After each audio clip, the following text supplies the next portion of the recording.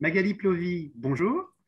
Bonjour. Vous êtes la présidente du Parlement francophone bruxellois. Vous avez été élue en 2019 sur une liste du parti Écolo. Le parti Écolo est un parti écologiste belge qui est présent en Belgique francophone et germanophone, si je ne m'abuse. C'est vraiment un plaisir de vous accueillir à Cosmocène, puisque nous allons parler aujourd'hui avec vous d'innovation démocratique et plus précisément des commissions délibératives qui ont été mises en place dans le Parlement dont vous êtes la présidente. Si vous le permettez, je vais commencer par une petite mise en contexte pour expliquer un petit peu la situation politique et fédérale belge qui est tout à fait particulière. Donc, la Belgique est un État fédéral. Son organisation est, disons, un peu complexe. Et nous avons en fait un parlement par communauté. Il y a 3 communautés en Belgique, 3 langues d'ailleurs officielles, la communauté française, la communauté flamande et la communauté germanophone. Et il y a aussi, il y en a une par région et par communauté pour la communauté française d'ailleurs, puisque la partie francophone est différente à cet égard, alors qu'ailleurs les parlements se confondent. Et il y a aussi 3 régions, la région flamande, la région wallonne et la région Bruxelles-Capitale. Donc il y a un parlement de la région de Bruxelles-Capitale, comme il y en a d'ailleurs de la région flamande, wallonne et germanophone. Alors le parlement francophone bruxellois, dont vous êtes la présidente, s'appelle, enfin disons, est une assemblée qui est composée d'un ensemble de 89 députés qui sont élus pour une législature de 5 ans, là aussi répartis en 2 groupes linguistiques, on a les francophones et les néerlandophones. Et les francophones, donc, en fait, constituent une assemblée parlementaire à part, entière, qui est composée de 72 élus francophones qui sont donc issus du Parlement régional bruxellois. Et le nom officiel de ce Parlement, c'est l'Assemblée de la Commission communautaire française de la région de Bruxelles-Capitale. Ouf. Exactement. Ouf. Et je suis présidente de cette assemblée-là. Et vous êtes la présidente de cela. Et alors, pour les amateurs des acronymes, d'ailleurs, je ne vais pas répéter parce que c'était très long, c'est la COCOF. Voilà, exactement. C'est le plus facile, la COCOF. La COCOF. Il y a aussi une COCON, d'ailleurs, qui est l'équivalent. C'est les 17 collègues néerlandophones, donc ils n'ont pas les francophones, constitue le conseil de la commission communautaire flamande. Néerlandophone. Pas avec les mêmes pouvoirs. Pas avec les mêmes pouvoirs. Et puis il y a la COCOM aussi. C'est quand il y a ça, c'est les néerlandophones et les francophones. Donc c'est vraiment très complexe. À Bruxelles, c'est vraiment complexe. Mais c'est important de le dire parce que je pense que ce n'est pas assez connu et c'est certainement pas compris. Mais peut-être même en Belgique parfois, non, mais en tout cas au-delà des frontières, certainement. Voilà. Donc, chaque candidat, ça a été votre cas, aux élections, doit indiquer à quel groupe linguistique il se rattache. C'est une définition, une déclaration qui est définitive. Et vous ne pouvez pas participer à des listes bilingues puisqu'elles ne sont pas admises. J'ajoute un autre élément assez particulier, même si on est assez loin de notre sujet, mais encore une fois, je pense que c'est important pour comprendre les compétences de votre Parlement. C'est que les décrets du Parlement qui est le vôtre ont une force dite équivalente aux lois fédérales dans des matières qui relèvent de sa compétence, comme la santé, la formation professionnelle, etc.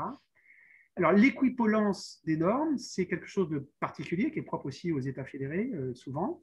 Ça veut dire, en fait, qu'il n'y a pas de hiérarchie des normes en faveur d'un niveau de pouvoir par rapport à un autre, ce qui, évidemment, on peut se le dire, à juste titre d'ailleurs, pourrait entraîner des conflits et des oppositions en termes de compétences. Alors, pour dépasser ce problème, on définit des compétences exclusives pour chacun des parlements. Voilà, donc ça ajoute encore un élément incontestablement de complexité, d'autant que je crois que dans les faits, la Belgique est le seul cas, si je ne m'abuse, où l'équivalence des normes est en vigueur entre les entités fédérées, donc régions et communautés et État fédéral. Donc c'est assez particulier. Voilà, bon. Le contexte parlementaire belge, on l'aura compris, n'est pas simple.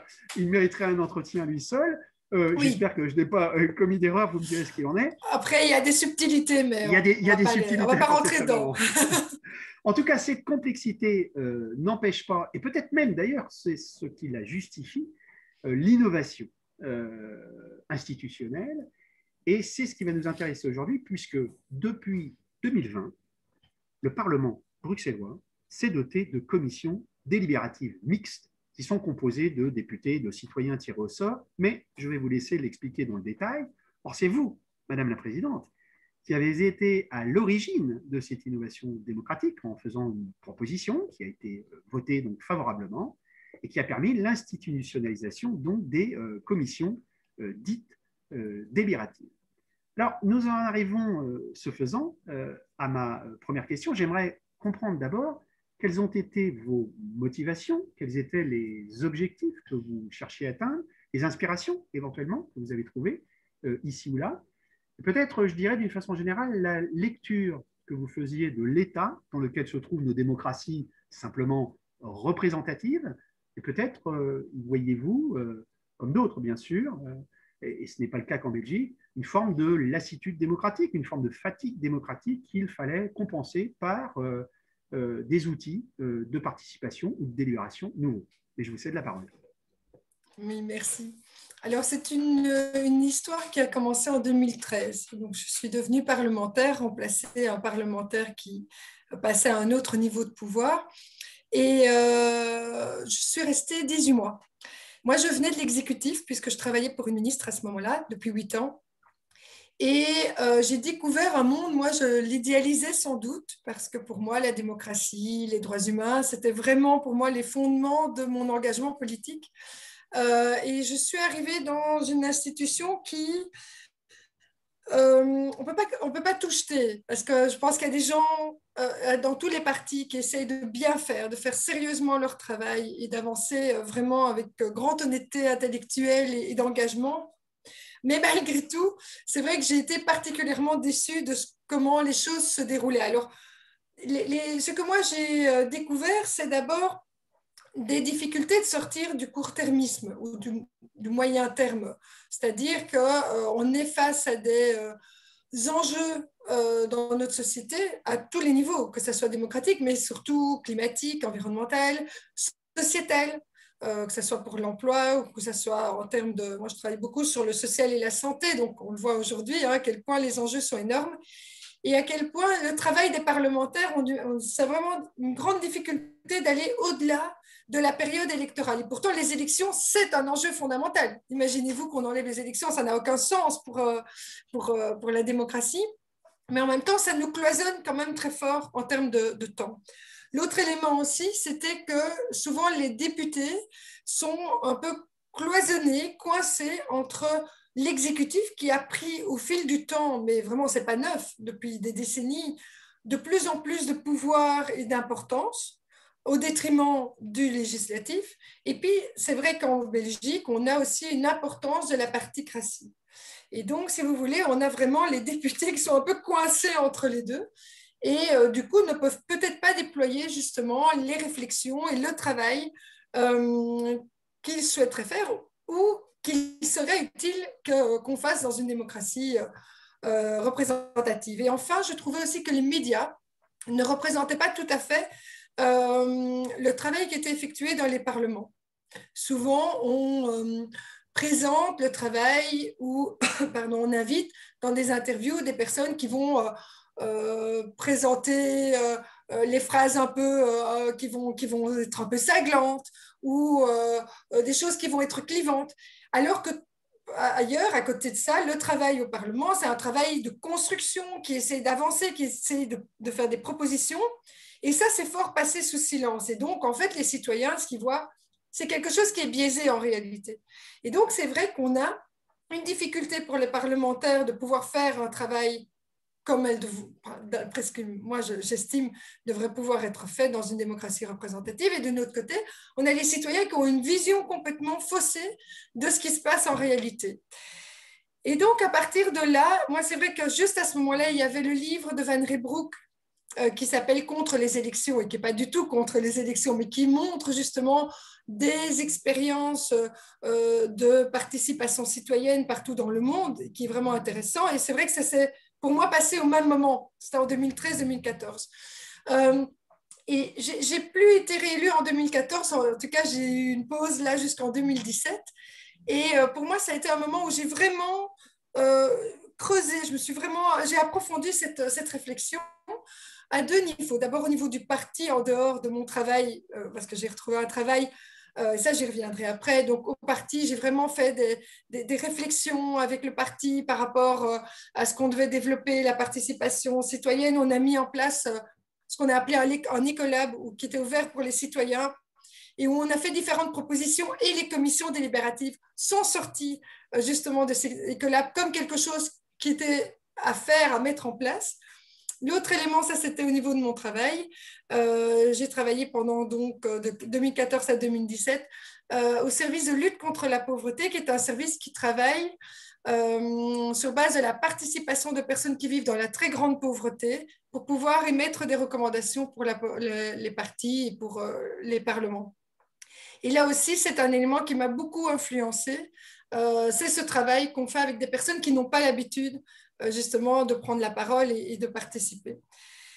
Et donc, c'est avec toutes ces expériences que je suis revenue au Parlement en 2017 et que là, j'ai déposé le premier texte sur les commissions délibératives. Alors, l'objectif, c'est clairement, mais on l'a parlé, hein, donc de ce dialogue, de ce retour à une rencontre et un dialogue entre les députés et entre les citoyens et les citoyennes.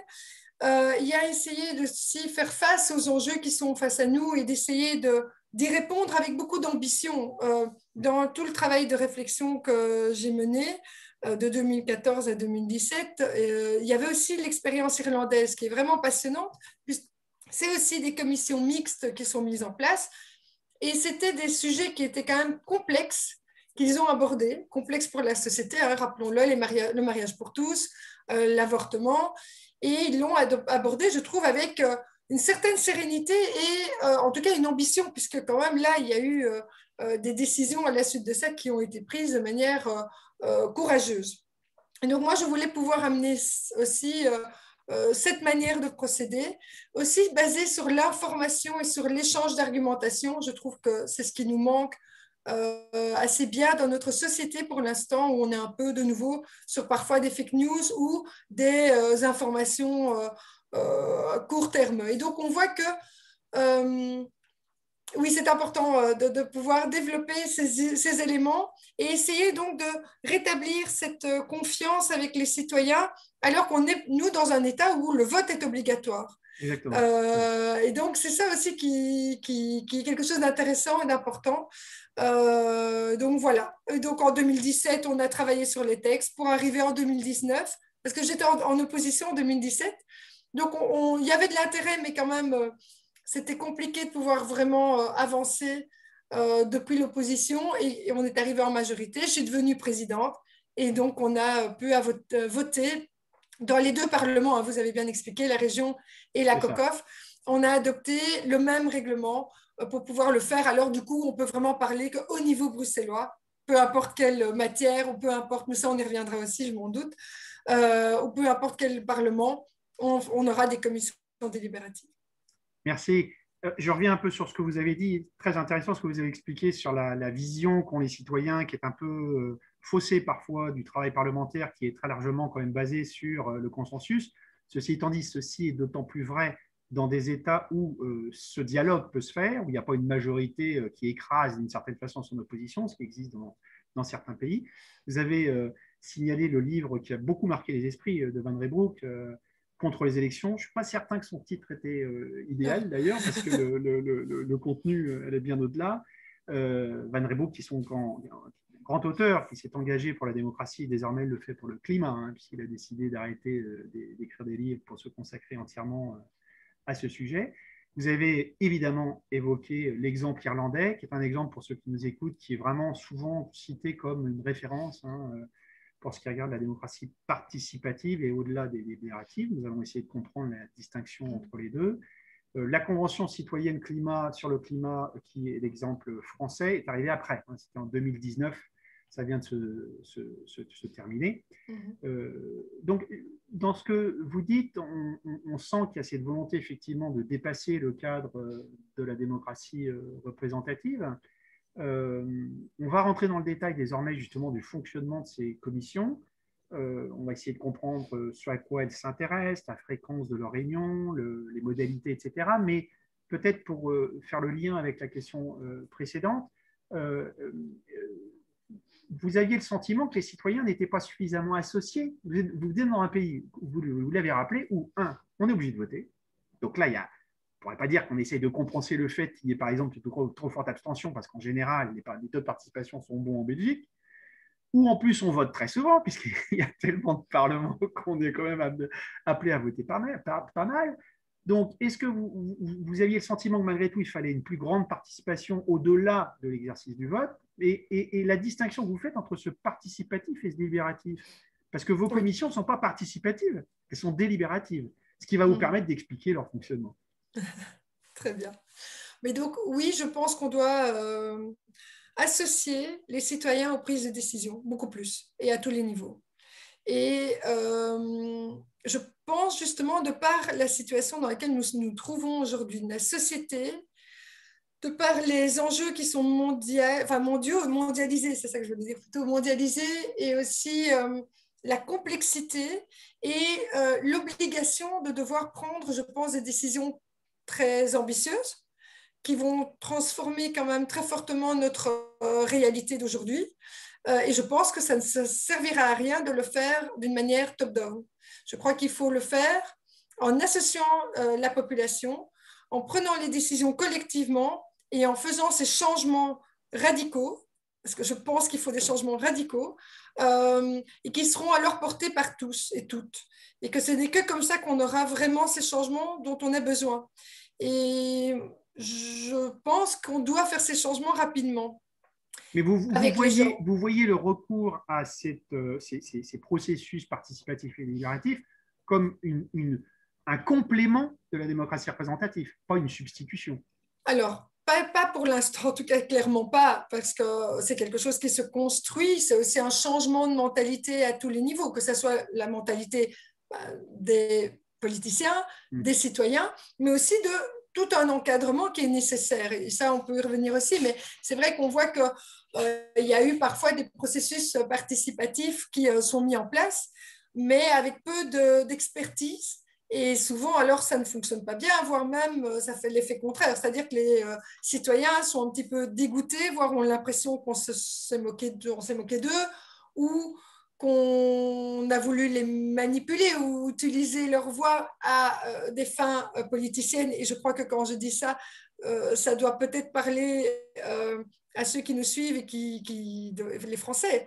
C'est vrai que la Convention citoyenne pour le climat, on le suit d'assez près pour tous ceux qui sont intéressés. Et c'est vrai qu'il y a des choses où on se dit, c'est un peu problématique, que ce soit en termes de suivi ou que ce soit en termes aussi de timing. Je pense qu'il faut délier le temps de la consultation, enfin c'est plus qu'une consultation ici, mais de délibération et de travail, de co-construction avec la population et le temps des élections. Par exemple, les commissions délibératives ne peuvent pas fonctionner 6 mois avant les élections. Alors, Parce que rentrons dans justement, le détail, parce que voilà, précisément, en on voit effet. bien, là, on est en train de parler d'un outil qui est totalement institutionnalisé, qui n'est pas utilisé de façon, disons, conjoncturelle. Alors, comment ça fonctionne dans le détail?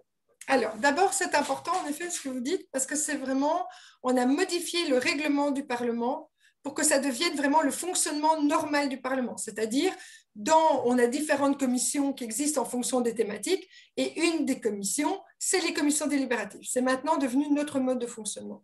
En ça, on s'est inspiré de la communauté germanophone, et pour l'Irlande nous a inspiré sur la rencontre entre les parlementaires et les citoyens.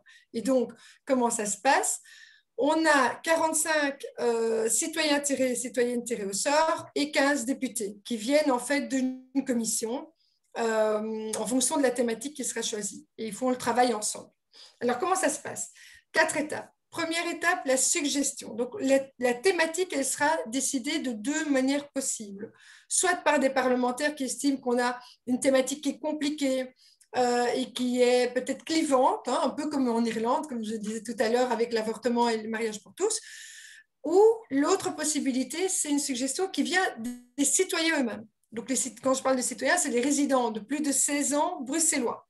C'est important, ce sont les résidents qui sont sur la liste des résidents et pas ceux qui ont la nationalité belge. Pourquoi 16 ans? Puisque la majorité politique est à C'est à 18 ans en 18 Belgique. ans parce qu'on voulait pouvoir associer des jeunes.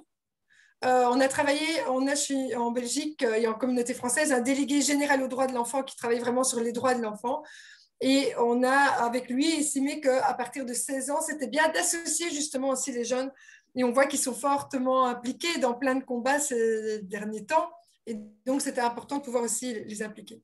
Si Et donc, toutefois la oui. suggestion se fait par les citoyens, comment se fait-elle cette suggestion concrètement? Alors, c'est ça. Donc, il faut 1000 signatures pour une proposition. Mais à partir de 100 signatures, on peut le mettre sur une plateforme numérique. Et alors, des personnes, de nouveau des résidents de plus de 16 ans de Bruxelles, peuvent venir soutenir cette proposition pour arriver aux 1000. Mais il faut toujours 1000, et alors le Parlement peut décider. Alors, il y a toujours un choix. Donc là, moi, au départ, en 2017, j'avais mis sur le même pied d'égalité les députés et les citoyens, avec le même pouvoir décisionnel à tous les niveaux. Le Conseil d'État a estimé que j'allais trop loin par rapport à la Constitution, et donc a demandé que je revoie à certains endroits et que je remette le pouvoir décisionnel quand même entre les mains des députés. Mais donc, à chaque fois qu'on a alors fait ce changement-là, on a prévu transparence et motivation, toujours, pour, si vous voulez, diminuer cet écart entre les citoyens et les députés. Donc, à partir du moment où on a cette suggestion, qui est soit qui vient du Parlement, enfin des parlementaires, soit des citoyens, on lance alors, et qui est accepté, on lance alors un tirage au sort. Le tirage au sort se fait en 2 étapes. D'abord, on envoie un courrier à 10 000 personnes, donc de nouveau à 10 000 résidents de plus de 16 ans à Bruxelles. Et les personnes qui sont intéressées répondent positivement, répondent à un certain nombre de questions qui leur sont posées. Et sur la base de ceux qui ont répondu positivement, alors on fait un deuxième tirage au sort avec des critères de genre, des critères géographiques, des critères sociodémographiques ou des critères qui peuvent même être rajoutés en fonction de la thématique. Par exemple, sur la mobilité, on pourrait imaginer qu'on ajoute un critère de savoir il faudrait X piétons, X personnes, enfin usagers des transports en commun, X automobilistes, par exemple. Et comment sont choisies les 10 000 personnes initiales, puisque vous avez dit que c'est envoyé à 10 000 personnes? Donc, sur base de la liste des résidents, tout simplement. Et vraiment, alors de manière totalement aléatoire. Donc, vraiment, le premier tirage au sort est purement aléatoire. Le deuxième, on applique des critères. Alors, après, on a le processus en lui-même qui se passe au Parlement. Donc, à ce moment-là, on a alors 3 étapes. L'étape d'abord de l'information. Donc, il y a un dossier informatif qui est fait pour qu'il soit accessible en maximum à tout le monde. Donc, ça peut être des capsules vidéo, ça peut être des fiches faites par les administrations, etc. Donc, on a un travail qui va se faire par rapport à cette information. Et puis, la commission peut décider aussi d'avoir des auditions, d'entendre différents experts. Pendant tout le processus, ce qui est important, c'est qu'on ait des positionnements différents et des angles de vue différents. Jamais avoir un seul angle de vue ou une seule, par exemple, contre telle proposition ou pour telle proposition. Il faut qu'on ait toujours différents types de positions. Les réunions et les séances se passent à huis clos ou sont publiques? Non, alors elles seront publiques et elles pourront être suivies complètement sur Internet, sur la plateforme dont je vous parlais, la plateforme numérique qui s'appelle démocratie.bruxelles. Et donc en direct, mais aussi par la suite, on peut les revoir. Et c'est important, justement, cet élément-là. Alors, donc on a les auditions, donc tout ça est public. Puis alors, on a la partie délibérative. Alors, la partie délibérative, elle se fait en petit comité de groupe de 8. Et il y a des passages entre l'ensemble je dirais, du groupe, les 60 qui font des comptes rendus, qui discutent un petit peu des débats qui ont eu lieu en petits groupes. Et donc, ça se passe comme ça. Toutes les discussions qui sont en petits groupes, ça, par contre, c'est en huis clos. Pourquoi? Parce qu'on voulait permettre à tout le monde de pouvoir s'exprimer de manière tout à fait libre, de se sentir dans un lieu sécurisé, et c'est tant pour les citoyens et citoyennes que pour les députés.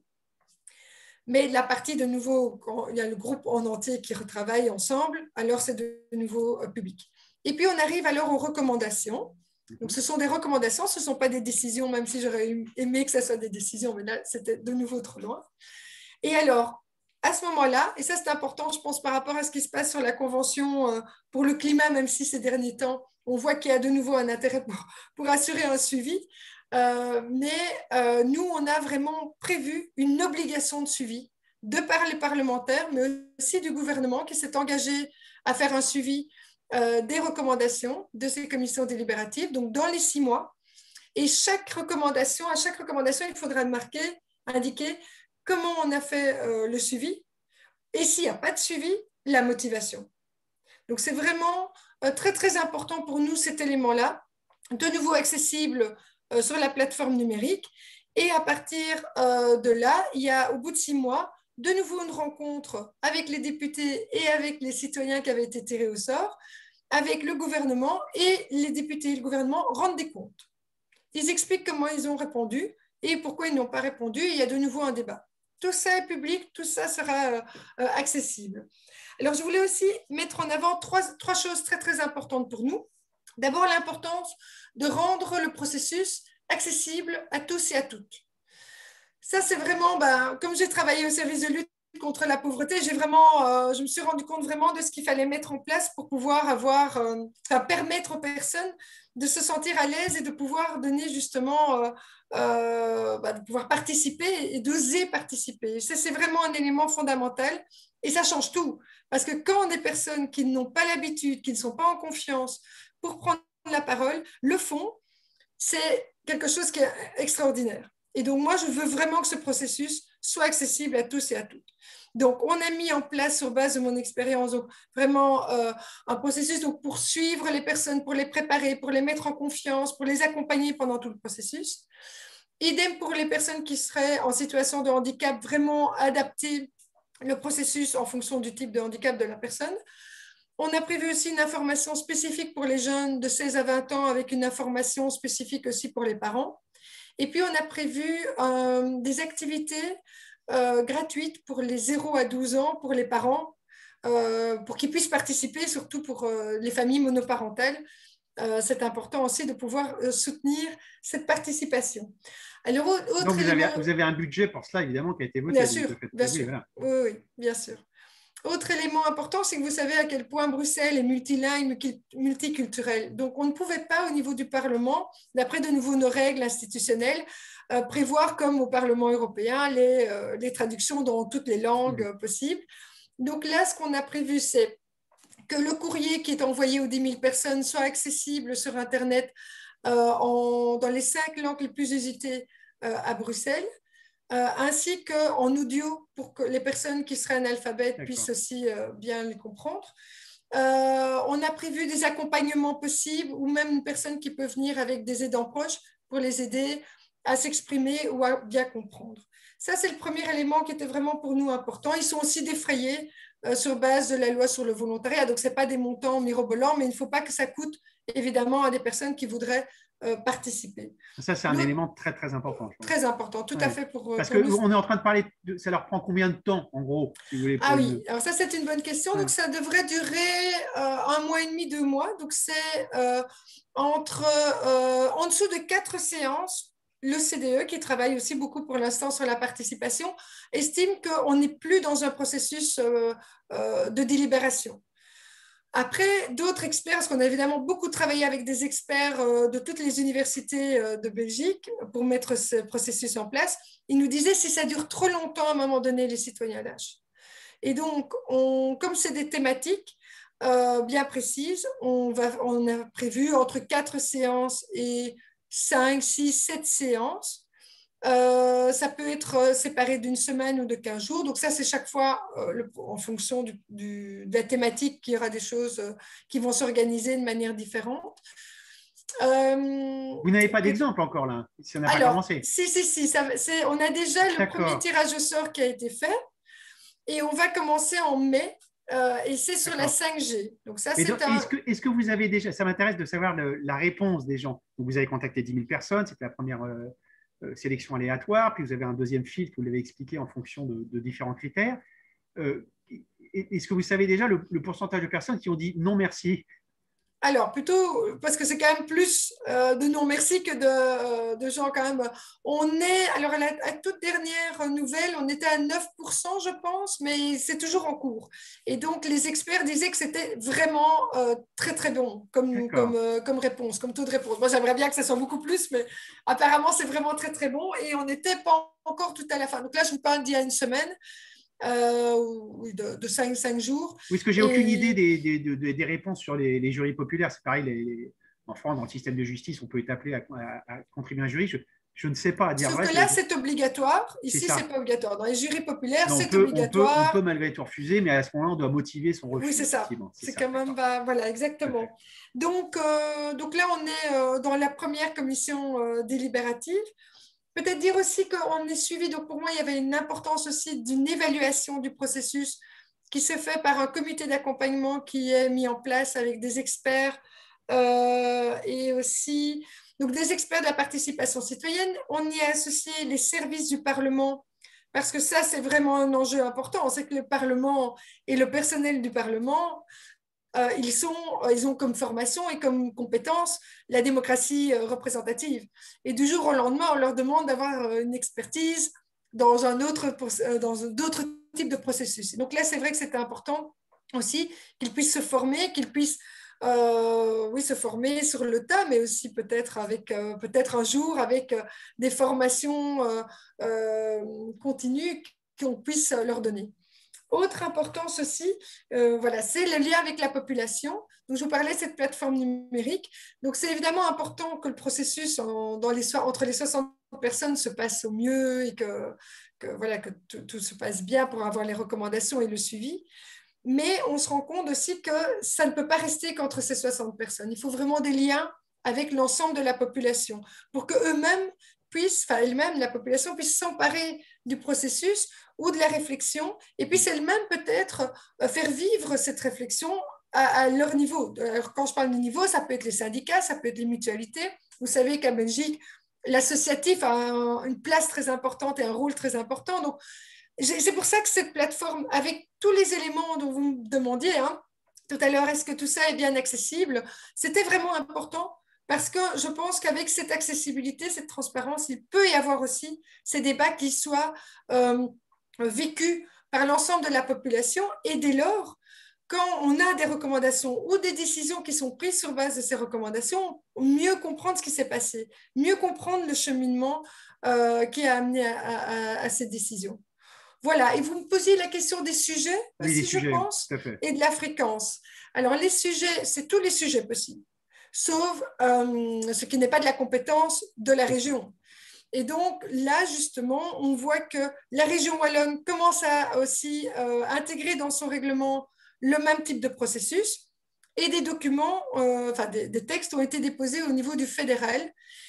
Et donc là, ce qui est intéressant d'avoir le même processus à différents niveaux, c'est que nous avons prévu dans notre règlement que s'il y a des recommandations qui concernent d'autres niveaux de pouvoir, parce que vous l'avez dit tout à l'heure, c'est très complexe en Belgique, on peut les renvoyer ces recommandations à cet autre niveau de pouvoir. D'accord. Et donc, si vous avez ce processus à tous les niveaux de pouvoir, on pourrait imaginer un processus, par exemple sur la 5G ici, c'est compliqué parce que vous avez des compétences au niveau fédéral et des compétences au niveau régional. Eh bien, on pourrait à la suite, avec les recommandations, dire, bon, ben là, c'est des éléments vraiment qui relèvent de la région, mais les éléments qui relèvent du fédéral, on le renvoie au fédéral, qui lui pourrait faire justement alors le suivi de ces recommandations. Donc, c'est vraiment, ça se renforcerait et Tout à ça fait. permettrait aux citoyens de voir l'impact de leur délibération. C'est une excellente transition pour notre dernière question, puisque la question que je voulais vous poser, c'est de savoir si votre expérience, qui est très certainement scrutée de près par beaucoup de personnes, peut inspirer au-delà du Parlement bruxellois. Donc on comprend déjà très certainement que par capillarité et une forme de logique, d'une certaine façon, il peut y avoir une extension qui se fasse au niveau fédéral en Belgique. Mais j'aimerais, si vous en êtes d'accord, essayer de voir dans quelle mesure on pourrait dépasser les frontières de la Belgique et voir si éventuellement ça intéresse d'autres États. Alors, je pense en particulier aux États membres. Et puis, je pense, et c'est une question plus précise que je voulais vous poser, savoir quelles seraient vos recommandations ou les idées que vous pourriez suggérer ou l'inspiration que pourra représenter encore une fois votre expérience pour la conférence sur l'avenir de l'Europe qui vient de commencer ses travaux. Et vous savez que ces travaux commencent à l'issue d'une déclaration conjointe qui a été signée entre les trois organes institutionnels européens, à savoir le Conseil des ministres, représenté par la présidence portugaise, le Parlement européen et la Commission. Et le titre était très intéressant puisque le titre de cette déclaration était « Dialoguer avec les citoyens pour promouvoir la démocratie, construire une Europe plus résiliente ». Donc on imagine bien qu'il y avait quand même l'intention d'impliquer dans un exercice donc qui aille au-delà de la démocratie représentative les citoyens, On n'a pas encore vraiment compris comment ça va se passer, même si les travaux ont commencé.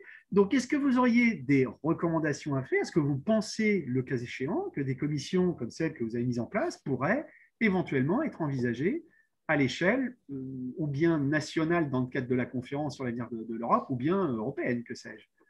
Tout à fait. Alors, en effet, il y a un grand intérêt, je pense, en fait, de part et d'autre, d'autres pays, mais de nous aussi, à voir comment ça se passe dans d'autres pays, euh, parce qu'il est important qu'on ait des canevas, donc des processus qui soient mis en place de manière très rigoureuse. Je pense que parfois, il a manqué de rigueur dans ce qu'on essaie de mettre en place.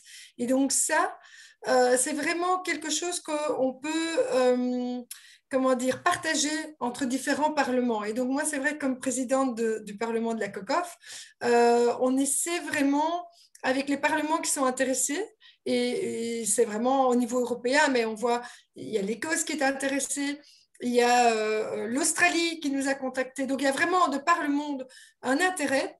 L'idée, c'est d'échanger alors et de créer une sorte de réseau entre parlements pour avoir ces canevas, ces évaluations qu'on mettrait en commun pour pouvoir améliorer les processus participatifs ou délibératifs, de voir quelles compétences ou quelles formations on peut mettre pour nos parlements, nos services du Parlement, et aussi de voir ce qu'il faudrait mettre en place pour permettre aux citoyens de participer, parce que ici, on n'a prévu que pendant les week-ends, mais en réalité, ce qu'il faudrait, c'est comme pour les jurys d'assises ou les jurys de tribunaux, permettre des congés politiques en fait pour les citoyens, parce qu'à un moment donné, les week-ends, on va être, oui, c'est ça, on va être limité.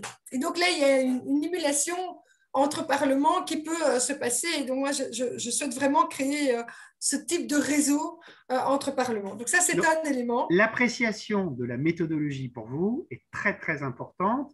Et j'anticipe un petit peu peut-être sur ce que vous allez dire après.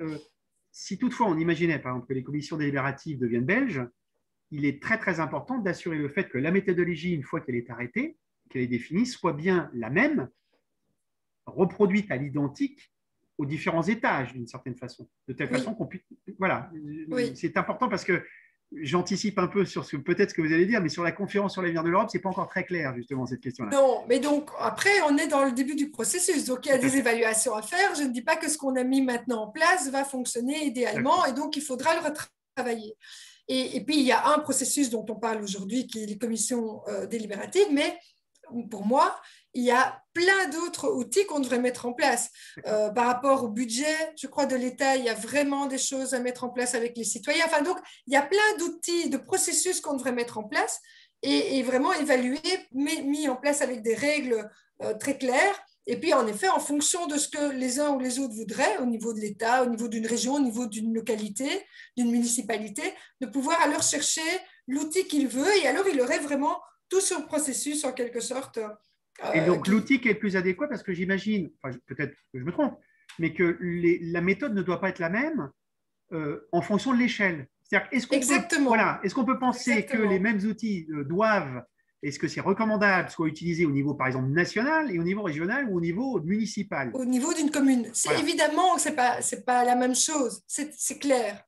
Maintenant, il y a peut-être, donc ça, je ne sais pas encore parce que ça n'existe pas encore, c'est ce qu'on voudrait essayer de faire. Mais donc, soit on pourrait dire, en fonction du niveau, on peut peut-être faire différentes choses ou peut-être mettre des variantes ou laisser une certaine marge de manœuvre, mais en tout cas avec des balises, je pense, qui sont importantes, dont les balises que je vous expliquais par rapport à l'accessibilité du processus à tous et à toutes, qui est vraiment important pour nous. Alors, par rapport au futur de l'Europe, je pense que là où nous, on peut donner l'inspiration, c'est par rapport à cette rencontre, cette délibération qui se fait entre parlementaires et citoyens. Moi, je trouve que les institutions européennes nous paraissent toujours très éloignées, ne sont pas toujours bien comprises. Ça, c'est comme en Belgique, mais justement. Et donc, c'est important déjà de pouvoir amener, je pense, les citoyens européens au niveau du Parlement européen, de les faire rencontrer d'autres parlementaires et d'avoir vraiment cet échange. Et là, je reviens aussi sur l'importance de la délibération. Le processus sur le futur de l'Europe semble fort se focaliser, voire uniquement sur le numérique. alors, le numérique est un support intéressant, on y est d'ailleurs, mais pour moi, clairement pas suffisant. Et on ne doit pas s'arrêter à cela, parce qu'il est de nouveau exclusif pour un certain nombre de personnes. Et donc, c'est là que ça devient compliqué, c'est de voir comment on peut, peut-être sur certains moments du processus, utiliser le numérique, mais je pense que la partie délibérative, elle, doit rester en présentiel et véritablement délibératif. C'est très intéressant, ça. Alors, le problème, évidemment, que la réalité parlementaire européenne est particulière. On est en train de parler d'un Oui. Parlement d'un peu plus de 700 députés, Oui. mais pour une population qui en compte 450 millions. Donc là c'est un peu plus compliqué pour la participation physique, etc. On peut comprendre qu'il y ait eu cette... Mais alors, à ce moment-là, est-ce qu'il faudrait suggérer aussi le tirage au sort d'un échantillon représentatif des citoyens des différents États? Alors, là, on est complètement en train de réfléchir. Hein, donc Absolument. je ne pense pas être la seule à pouvoir... je donne mon avis et comment je vois les choses, évidemment. Mais Je vous donc, en remercie. je pense qu'en effet, il y a... moi, je trouve que ça pourrait être intéressant de faire un tirage au sort. En effet, qu'il puisse y avoir, par contre, un travail qui soit fait en lien entre le Parlement européen et les pays, et les parlements peut-être des pays. Et on pourrait imaginer que la première partie, qui est plus informative, d'audition, etc., pourrait se faire peut-être à partir de chaque pays, avec un encadrement de type les mesures dont je vous ai expliqué pour que tout le monde puisse participer. Vous voyez, hein, donc, pour mettre les personnes en confiance, pour que tout le monde comprenne bien, peut-être les activités pour les enfants, etc. Donc tout ce processus-là, à partir peut-être des parlements, pour qu'on puisse aider les citoyens de chaque pays à faire déjà cette première partie d'information, de compréhension de la thématique choisie. Mais en restant donc dans un contexte qui serait somme toute Plus national à national, ce moment-là, c'est oui. ça. Sans imaginer, on fait de la politique fiction, mais sans imaginer ce qui avait été fait en 91 avec les assises parlementaires, qui avait encore une approche qui était très transnationale, Oui. si je puis dire, puisqu'ils avaient constitué un rassemblement d'une délégation de parlementaires européens et de parlementaires nationaux, mais on restait dans une démarche Après, pour moi, transnationale. il faut un lien avec le Parlement européen. Donc, on pourrait imaginer que l'information, les auditions se passent peut-être, par exemple, au Parlement bruxellois, enfin, européen, mais à Bruxelles, en lien suivi dans les différents parlements avec la population, enfin, leurs citoyens tirés au sort, et peut-être avec des liens avec leurs parlementaires européens. On pourrait faire quelque chose, il y a tout à imaginer, hein, mais comme ça. Et puis, je pense que la partie, alors vraiment délibérative, il faudrait amener alors ces personnes, à mon avis, dans un lieu pour faire cette délibération pendant alors plusieurs jours d'affilée. Pas faire comme à Bruxelles où on se permet, parce que c'est facile évidemment à Bruxelles, c'est tout petit, d'avoir du temps entre chaque séance. Là, je pense qu'il faut prévoir 2, 3, 4 jours, 5 jours et voir, voilà. Mais donc, ça pose plein de questions. Moi, j'ai réfléchi comme ça. Je pense qu'il faut que des experts puissent réfléchir à plusieurs et voir comment on pourrait mettre ce processus. Mais donc, là où Bruxelles et le processus bruxellois peut être inspiré, c'est donc sur l'idée de ces échanges et du processus, de ces mesures qui sont mises en place pour accompagner tout le monde. Le côté aussi, ce qu'on a mis en place en lien avec la mixité culturelle et linguistique. Mais il reste évidemment, comme vous le disiez, le fait qu'on a beaucoup de citoyens à la différence de Bruxelles, évidemment, la zone géographique qui est évidemment énorme aussi à prendre en considération, peut-être aussi une approche culturelle différente de la démocratie et de la démocratie représentative et délibérative ou participative. On m'expliquait que dans certains pays, il n'était même pas envisageable que les députés puissent être à table avec les citoyens, par exemple. Alors que nous, en Belgique, quand je l'ai proposé, jamais personne ne m'a jamais dit c'est inimaginable. C'est quoi? C'est du non-respect. Alors que dans d'autres pays, semble-t-il, ça pourrait être un problème, ou il faudrait en tout cas y travailler. Donc, je pense que l'approche culturelle, évidemment, est aussi importante. On a le côté numérique où j'ai peur que justement le numérique soit parfois utilisé trop facilement, c'est-à-dire qu'on met en ligne des questions et on y répond, et puis on a estimé qu'il y a une consultation. Pour moi, vraiment, le processus de délibération avec des personnes de tout niveau, de tout pays, me semble vraiment le plus constructif parce qu'il y a quelque chose en plus de collectif, de co-construction. Or, je pense que l'Europe a besoin d'une base qui a le sentiment, et plus que le sentiment, qui co-construit justement ce que l'Europe peut être dans les prochaines années. Je dirais juste un dernier mot par rapport aux partis complexes. C'est aussi peut-être le recul démocratique de certains pays de l'Union européenne, où là, comment on fait pour les associer dans un processus qui veut aller plus loin en termes de démocratie, alors qu'eux-mêmes sont dans un processus de recul démocratique. Donc là, ça devient évidemment complexe. Donc voilà, moi, je trouve que c'est passionnant. Je crois qu'il faut vraiment associer les citoyens à la construction de l'Europe, mais véritablement. Donc, je veux dire, dans la décision de ce qu'on veut au niveau de l'Europe, pas juste une petite consultation via le numérique. Ça demande, il y a plein d'enjeux compliqués. Nous, on est vraiment partant de participer, comment dire, de partager ce qu'on a mis en place et dans 2 ans, parce qu'on a une grande évaluation du processus dans 2 ans, de partager évidemment cette évaluation. Mais je pense qu'il faudra que beaucoup d'experts se mettent en place pour vraiment faire ça correctement. Parce qu'ici, je pense qu'il y a c'est une telle diversité au niveau des pays, au niveau de la culture, de l'approche politique, que je crois voilà, il faut vraiment la percevoir, la respecter et en faire une richesse et pas une difficulté comme je la présente évidemment pour l'instant. Écoutez, merci beaucoup. Je serais ravi de revenir vers vous une fois que l'initiative sera vraiment lancée pour voir quel est le résultat de vos premières évaluations. J'espère aussi que vous serez contacté par les organisateurs de la conférence sur l'avenir de l'Europe, qui puissent s'inspirer de votre exemple, en espérant qu'il y ait à la fois le temps et le budget, parce qu'il faut aussi un budget pour faire ce genre de choses. Vous l'avez signalé sur l'exemple bruxellois. Donc, je vous remercie beaucoup. C'est vraiment très, très intéressant. Je vais vous laisser la parole, si vous le désirez, pour un dernier message que vous avez envie de faire à l'adresse des citoyens ou des politiques qui nous écoutent, pour essayer de comprendre quel serait, d'une certaine façon, si vous y parveniez, condenser votre message. Pourquoi a-t-on besoin de commissions délibératives? Condensons. Eh bien, parce que je pense que il y a de tels enjeux à tous les niveaux qu'il faut qu'on puisse construire ensemble. C'est les réponses, qu'elles soient ambitieuses et qu'elles soient au niveau vraiment de ce qui nous attend en fait, et des crises éventuelles qui nous attendent si on ne prend pas aujourd'hui la mesure de ces difficultés. Et que ça ne se passera pas uniquement entre politiciens, que c'est quelque chose qui va être d'une telle envergure qu'il faut vraiment associer tous les citoyens et à tous les niveaux. Et donc, je trouve que les citoyens doivent pouvoir s'engager tant au niveau municipal, au niveau local, qu'au niveau régional, au niveau national et au niveau de l'Union européenne.